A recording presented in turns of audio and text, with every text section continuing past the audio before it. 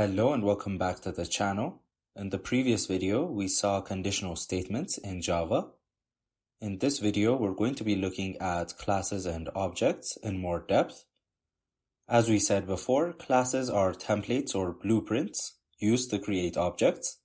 So for example, the design of a car is a class, and the actual car that we make is an object. Other keywords that we need to know are instance variables and methods. If we use the car analogy, methods are the actions that a car can perform, like speeding up or braking, and instance variables are attributes that describe the car, like the color of the car or the model of the car. So in this section, we're going to be looking at how we can create our own classes and objects. To see this, we're going to create a new class, and we're going to call it GradeBook, and we're going to press on Finish. In the GradeBook class, we're going to define a method. So we're going to have public, which is going to be the access modifier of the method. Then we're going to have the return type of the method, which in our case is going to be void, which means it's not going to return anything. Then we're going to give our method a name. We're going to call it display message. And we're going to have an empty set of parentheses. This is because our method is not going to take any input. And we're going to have a block of code. In this method, we're going to be printing out a welcome message. So we're going to have system.out.println, and we're going to print out welcome to the gradebook. So to break this code down, we have a public class. As we said before, public means it can be accessed by other classes, and we've given our class a name, which is GradeBook. One thing you need to remember here is that our public class's name should be the same as our Java file name. So in the GradeBook class, we've defined a method called display message, and its purpose is to display welcome to the gradebook in the terminal. When we break down the method declaration, again we have public. This means that other classes are able to access this method. Next, we have void. As we said, this is the return type, and void means the absence of a return type.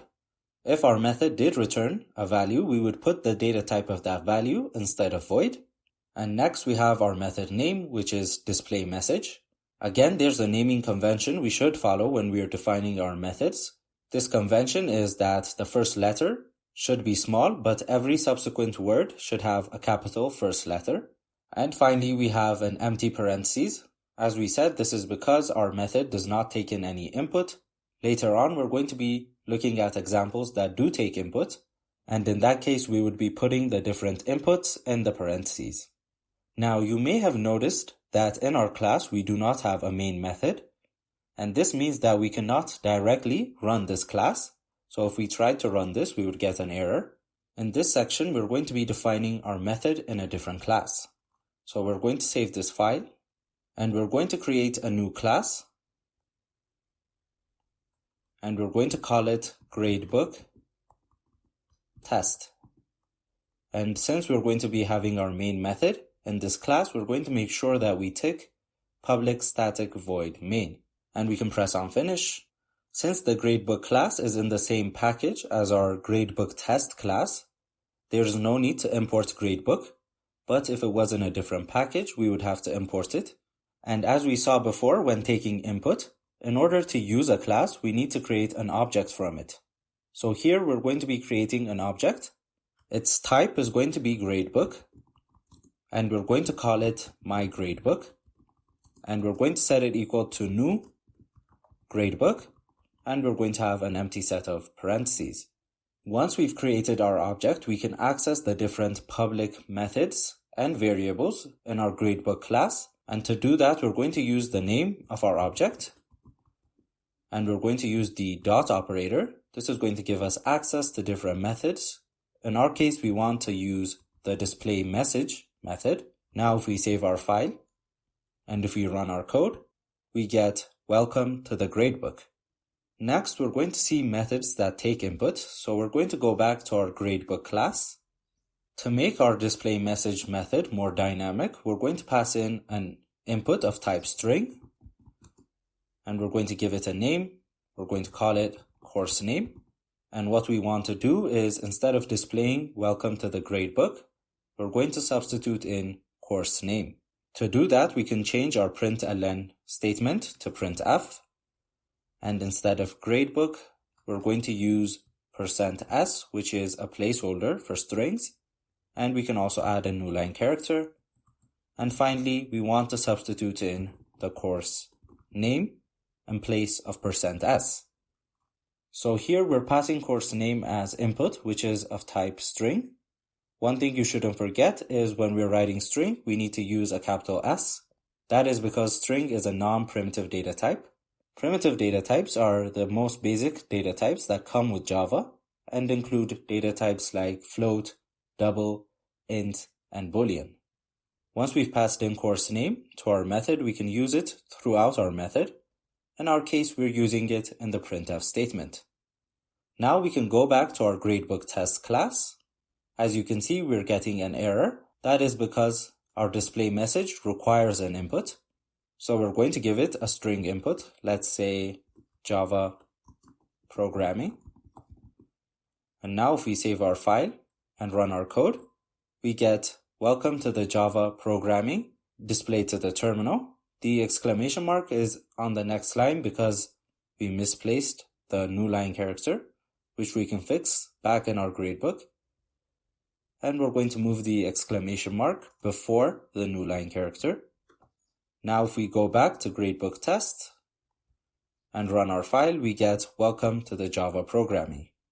One more thing we can do here to make our program more dynamic is, instead of directly giving in the course name, we can take it from the user. And whenever we're dealing with user input, we need to import the scanner class. So we're going to import java.util.scanner. And again, to use this scanner class, we need to create an object of type scanner. We're going to call it input, and we're going to set it equal to new scanner system.in. Next, we're going to remove this line, and we're going to prompt the user to enter in the course name. We can do that with a print statement, and we're going to prompt them to enter the course name. And using the input object, we're going to access next line. Till now, we've been using the nextInt method that is used to get an integer input from the user. Now we're using the nextLine method, which is used to get a string input. So once we have the course name, what we can do is store it in a variable. We're going to call it name of course, and we're going to set it equal to our input statement. Finally, we're going to use our myGradeBook object, and we're going to access the display message, and we're going to pass in the name of course variable. Now we can save our file and run our code. It's going to ask us to enter the course name. Let's put in C++ programming. And if we press enter, we get the message, welcome to the C++ programming. Till now, when we wanted to use the scanner class, we had to import it. But you may have noticed that we didn't have to import the system class or the string class. This is because by default, all the classes in the java.lang package are imported to our code, and system and string are part of that package. The next concept we're going to be looking at are instance variables. As we defined earlier, instance variables are attributes of our class. So we're going to go back to our gradebook.java file, and we're going to create an instance variable. So we're going to be creating instance variables inside the class, but outside of the methods. So first we need to define its access modifier. We're going to use private. Next, we need to give its data type. We're going to use string, and we're going to give it a name. So we're going to have course name. Now, since this instance variable is private, we cannot access it outside of this class. In order to access this variable, we're going to be using methods that are called getters and setters. So the get method is going to get us the value of the course name instance variable, and the set method is going to give us the option to set whatever value we want to the course name. So we're going to define the getter method first. So we're going to have public. It's going to return the course name. So the return type is going to be string. And we're going to call it get course name. It's not going to take any input, so we're going to have an empty parentheses. And inside the method, we're going to return a value. So to return a value, we're going to use the return keyword, and we're going to give it course name. One thing you need to note here is that the getter and setter methods need to be public in order for other classes to access those methods. Next, we're going to define the setter method. Again, it's going to be public. This time it's not going to return anything, so it's going to be void.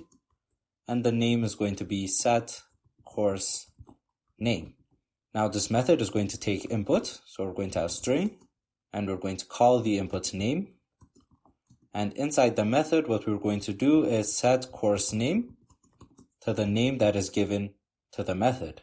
Once we've defined our getters and setters, we can also replace the course name inside our display message. So our display message no longer needs to take input. Now to get the course name, we have two options. Since we're in the same class, we can directly access course name. Another option we have is using the get method. When calling methods, one thing we shouldn't forget is we need to add parentheses. So now we can save this file, and we're going to go back to our GradeBook test class. We are getting some errors. That is because the display message no longer takes in any input. Instead, what we're going to do is once we get the name of the course, we're going to be using the set method. So to do that, we're going to say my GradeBook.set course name, and we're going to pass in the name of course variable. So what this is going to do is it's going to take in a string from the user, and it's going to give it to our setter method. And finally, we're going to call the display message method. Now, if we save our file and run our code and enter a course name, we can put in Java programming and press enter, we get the same message displayed. Now, to show you how access modifiers work, we're going to try to access the course name variable, which we set to private. So if we try to do that using the object, so we're going to have my GradeBook dot, and if we try to access course name, we're going to get an error. That is because the course name instance variable is set to private. The final topic we're going to be looking at in this section are constructors. A constructor is a special type of method which we actually have used before, but we may have not noticed it. Constructors are used to initialize instance variables. One thing we didn't discuss about instance variables is that they have default values. So if we didn't give course name a value, its default value would be null. And for the different data types, there are different default values. So if we had an int instance variable, its default value would be 0. And for float and double, their default values are 0.0. And finally, for boolean, its default value is false. So we use a constructor when we don't want to use those default values. And by using a constructor, we can set custom default values. So to see this, we're going to go back to our GradeBook.java class. The first point we need to remember is that constructors have the same name as our class. So to define a constructor, we're going to have public. And since a constructor is a special type of method, it's not going to have any return type. It's not even going to have void. Instead, we're going to go directly to its name. And as we said, its name is going to be the same as our class name. And in parentheses, we can give it any input that we want to set to our instance variables. In our case, we're going to be using it for the course name instance variable. So we're going to have a string input, and we're going to call it n. And inside the block, we're going to set our course name variable to n. Now for more readability, we should move the instance variable to the top. Now you may be wondering what the difference is between a constructor and our setter method. The difference is that we can use the setter method whenever we want, but the constructor is going to be used immediately when we create an object. So to see that, we're going to save our file and go back to the GradeBook test class. So you may be wondering when we've used a constructor before. We used a constructor when creating objects using the new keyword. For example, when we created a scanner object, here the second scanner we have is actually a call to the constructor. In our GradeBook objects as well, the second GradeBook we have is a call to our constructor. Another question you may have is that even though we didn't define a constructor in our GradeBook, we didn't get any errors. That is because every class implicitly has a default constructor that doesn't initialize anything. But now we're getting an error. That is because we defined a constructor and we need to follow the structure of that constructor.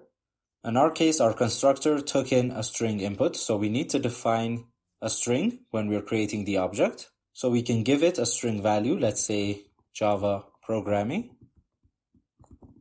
And now the error disappears. So what this statement does is it's going to call our constructor and it's going to give it Java programming as input. And directly when our object is created, it's going to have a course name. So to see this, we can comment out the input from the user. And if we save our file and run our code, we get welcome to the Java programming. So here Java programming is going to act as a default value for the course name variable, but that doesn't mean that we cannot change it. To see that, we're going to uncomment our user input code and we're going to save our file and run the code again. It's going to ask us to enter the course name. Right now the course name is set to Java programming, but if we give it a new name, let's just call it Java and press enter, the course name variable gets updated to Java. Now to really see that the default value was actually applied, what we can do is copy the default message and we're going to add it directly below the object creation.